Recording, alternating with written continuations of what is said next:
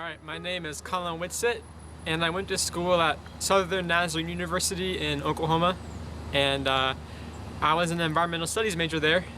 Climate change is really it's a people issue, I think, and it's part of the way that I think as Christians we should respond to the world. I mean, to not respond is to say we don't really want to know what's happening in your part of the world.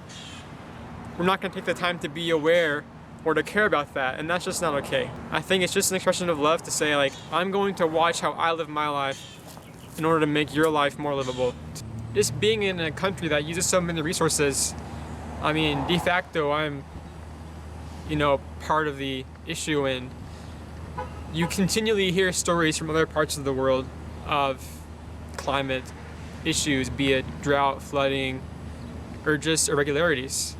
I try to inform myself. I've taken classes at Livable, which is like one of the more well-known Christian stewardship institutions in the country. I think that's the first thing. Awareness is what kind of guides any response you have.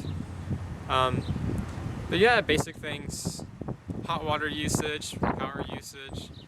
Main thing though too is political stuff. I mean, individual efforts can only go so far, but policy would be huge. So I'm always trying to sign petitions or advocate for certain stances that might reduce kind of on a national scale power consumption.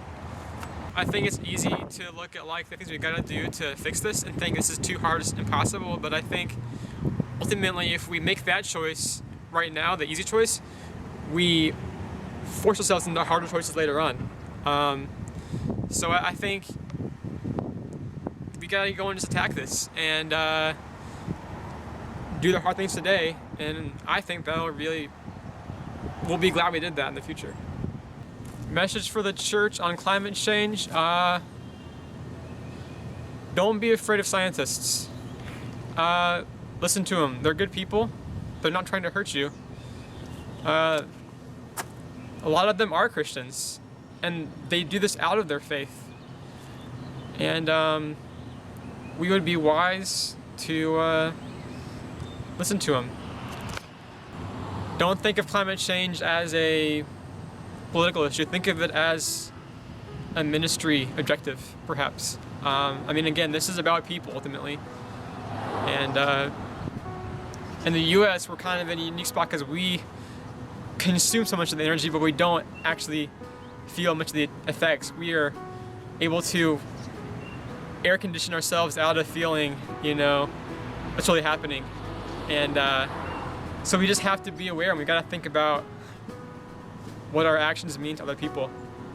We just all need to really care more. It sounds silly, but we all have this good intention of climate change, but we really don't stop our lives for it. And we shouldn't stop our lives for it, but we should examine our actions, and we should think more creatively about how to live life in more sustainable ways.